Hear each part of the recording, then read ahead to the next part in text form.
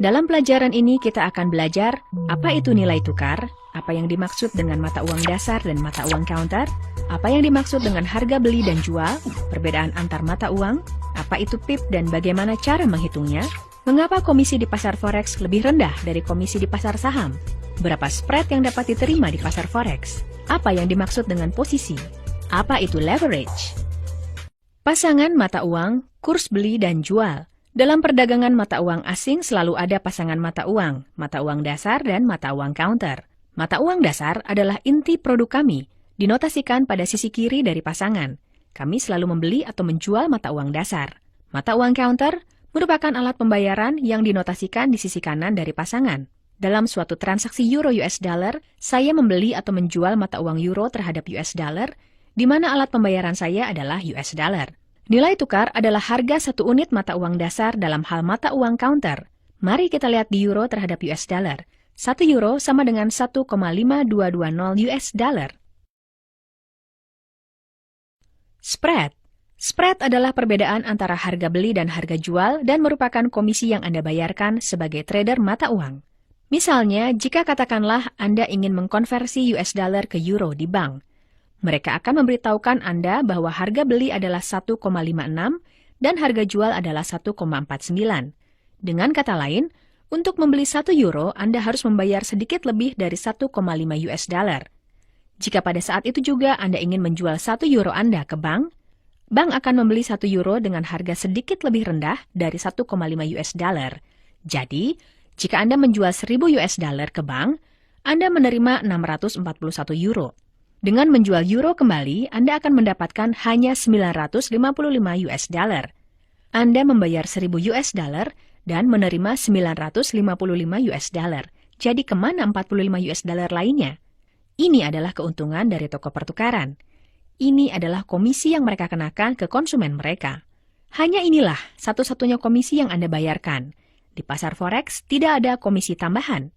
Catatan, hal ini tersirat bahwa kita akan selalu kehilangan karena spread pada detik pertama setelah trading.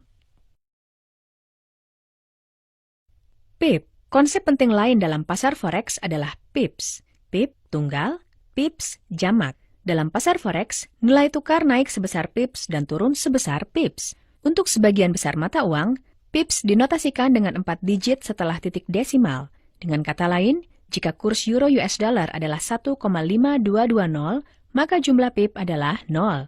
Jika kurs sebelumnya 1,5220 dan sekarang naik 1 PIP, nilai tukar akan menjadi 1,5221. Jika kurs turun 10 pips, akan 1,5210 dan sebagainya. Yen Jepang agak berbeda. Untuk yen Jepang, PIP dinotasikan di 2 digit di belakang koma, yang berarti bahwa jika US dollar Japanese yen berada di 88,57, maka PIP sama dengan 7. Jika nilai tukar naik sebesar 3 pip, itu akan sama dengan 88,60. Dan jika menurun sebesar 27 pips, nilai tukar akan menjadi 88,30. Fluktuasi harian rata-rata. Untuk berkenalan dengan konsep ini, fluktuasi harian rata-rata dari euro US dollar adalah sekitar 100 pips sehari. Pada hari-hari yang lebih bergolak, fluktuasi mencapai 200-300 pips. Pada hari-hari tenang, fluktuasi mencapai 50-60 pips. Dan dalam hal persentase, jika nilai tukar saat ini 1,5220 dan saya ingin mengumumkan bahwa besok itu naik 1%, akan direpresentasikan dengan kenaikan menjadi 152 pips. Jadi jika kita katakan bahwa fluktuasi harian dari euro US dollar sekitar 100 pips sehari, berapa persen fluktuasi rata-rata euro US dollar? Sekitar 0,7% sampai 0,8%. Dan pada periode lebih bergejolak, 2% paling banyak. Dari sini kita belajar dari keuntungan baru dan penting yang terjadi di pasar forex. Pasar ini stabil, dan saya merujuk terutama untuk mata uang utama, euro, US dollar, pound, yen, dan Swiss franc.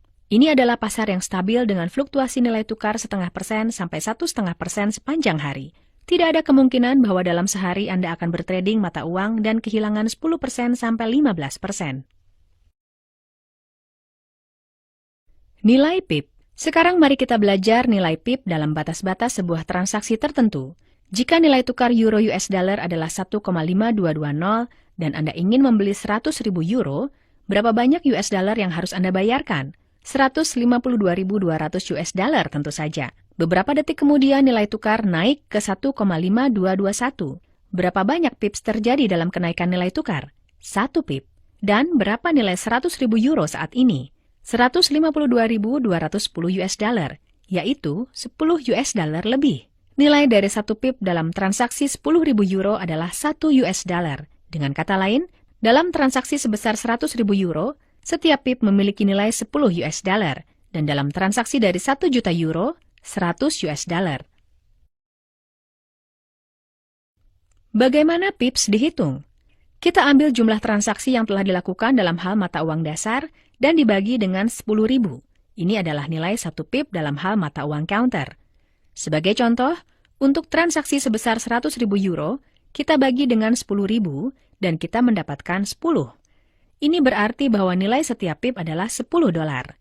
Jika kita mengeksekusi transaksi 30.000 euro, setiap pip bernilai 3 US dollar. Untuk yen Jepang, perhitungannya sedikit berbeda. Kita bagi jumlah transaksi dalam hal mata uang dasar dengan 100, dan itu adalah nilai pip tersebut. Sebagai contoh, sebuah transaksi 100.000 US dollar pada pasangan mata uang US dollar Japanese yen, kita bagi dengan 100 dan hasilnya adalah 1.000 yen. Dengan asumsi bahwa nilai tukar adalah 88,00, kita bagi 1.000 dengan 88 yang berarti 11,36 US dollar per pip. Contoh, kita akan mengambil pasangan mata uang Euro Great Britain Pound Sterling dan transaksi dari 100.000 euro. Setiap pip bernilai 100.000 dibagi dengan 10.000 dan karena itu senilai 10 US dollar. Dan dalam mata uang apa yang kita bayarkan? Dalam pounds, yang berarti bahwa setiap pip sama dengan 10 pounds. Ukuran spread. Apakah Anda tahu berapa spread nilai bid dan ask yang dapat diterima nilai tukar euro US dollar? 3 pips. Jadi untuk melakukan transaksi sebesar 100.000 euro yang sama dengan 152.000 US dollar, berapa komisi yang harus dibayar? Jika setiap pip sama dengan 10 US dollar dalam transaksi 100.000 euro dan spread adalah 3 pips, kami akan membayar 30 US dollar sebagai komisi, pembayaran satu kali yang mencakup pembelian dan penjualan. Komisi. Jika ingin membandingkan nilai komisi yang dibayar di pasar saham, kita akan melihat bahwa di pasar forex tingkat komisinya sangat rendah. Misalnya, dalam perdagangan euro 10.000, komisi sahamnya adalah 0,5% yaitu 50 euro. Namun di forex, Anda hanya akan membayar komisi 3 US dollar untuk trading 10.000 euro. Untuk trading 100.000 euro, Anda hanya akan membayar komisi 30 US dollar dan sebagainya dan sebagainya. Aturan trading. Jika Anda bertrading produk tertentu dan Anda pikir bahwa harganya akan naik, Anda akan membelinya, dan jika harganya memang naik, Anda akan mendapat keuntungan ketika Anda menjualnya. Dan jika Anda salah dan harganya turun, Anda akan rugi. Misalnya jika Anda berdagang kayu dan Anda pikir harga kayu akan naik, Anda membeli 10 ton kayu ketika harga kayu adalah 100 US dollar per ton. Dan kemudian Anda menjualnya pada saat harga naik sampai 150 US dollar per ton, Anda telah mendapat keuntungan 500 US dollar. Jika Anda berpikir bahwa harga kayu akan turun, Anda akan menunggu sampai harga mencapai 50 US dollar per ton, dan kemudian Anda akan membeli juga 10 ton hanya pada harga 500 US dollar. Aturannya adalah, seorang trader yang menganggap nilai produknya akan meningkat, membeli lebih banyak barang dan menunggu harga naik untuk menjualnya. Seorang trader yang berpikir bahwa nilai suatu produk akan turun, bergegas untuk menjual barangnya dan membuat keuntungan sebisanya. Trader tidak selalu harus kehilangan segalanya atau mendapatkan segalanya. Trading bisa dihentikan di tengah jalan dan situasi semacam ini akan diperdalam lebih lanjut nanti. Mari kita terjemahkan ke dalam istilah pasar forex. Jika Anda berharap nilai tukar mata uang meningkat, Anda akan membelinya. Jika Anda berharap nilai tukar mata uang menurun, Anda akan menjualnya. Jumlah keuntungan atau kerugian Anda tergantung pada volume transaksi yang Anda lakukan. Makin besar transaksinya, makin banyak keuntungan Anda. Tetapi Anda akan mengambil resiko yang lebih besar. Dan makin kecil transaksinya, makin kecil keuntungannya. Tapi Anda telah mengambil resiko yang lebih kecil. Perdagangan mata uang adalah persis seperti membeli dan menjual kayu, tomat, atau mentimun. Kita membeli barang ketika kita pikir harga akan naik, dan menjual barang ketika kita pikir harga akan jatuh. Transaksi atau posisi. Untuk menyelesaikan transaksi, kita perlu melakukan pembelian dan penjualan. Jika pembelian dan penjualan tidak dilakukan, maka transaksi itu tidak selesai. Dan tidak masalah jika Anda akan memperoleh keuntungan atau kerugian dalam transaksi. Ingat, ini adalah aturan penting. Realisasi keuntungan atau kerugian terjadi hanya pada saat transaksi selesai. Posisi adalah esensi dari transaksi. Pembukaan posisi, membuka transaksi untuk pasangan mata uang. Buka posisi, posisi yang belum ditutup, dengan kata lain, transaksi belum selesai. Tutup posisi, sebuah transaksi yang telah selesai, tindakan pembelian dan penjualan telah dilakukan. Leverage. Apa yang mengubah gambaran keseluruhan dan mengubah pasar forex menjadi pasar yang mempunyai kesempatan untuk mendapatkan keuntungan uang dalam rentang waktu yang singkat adalah leverage. Tapi tentu saja, leverage menyebabkan trading menjadi lebih beresiko. Jadi, apa itu leverage? Pialang membolehkan Anda melakukan transaksi dengan sejumlah uang yang jauh lebih besar dari jumlah yang ada di account Anda.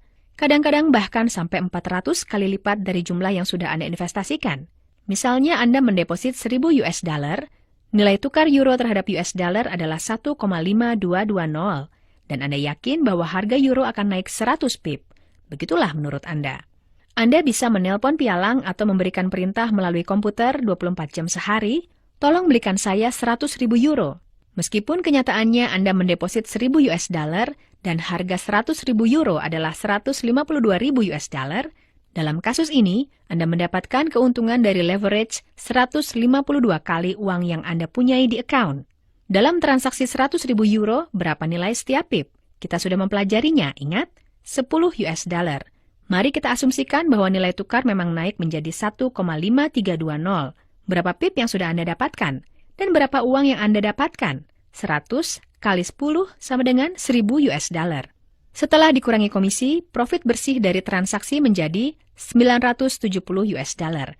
Hampir mendapatkan 100% keuntungan dalam sehari. Luar biasa.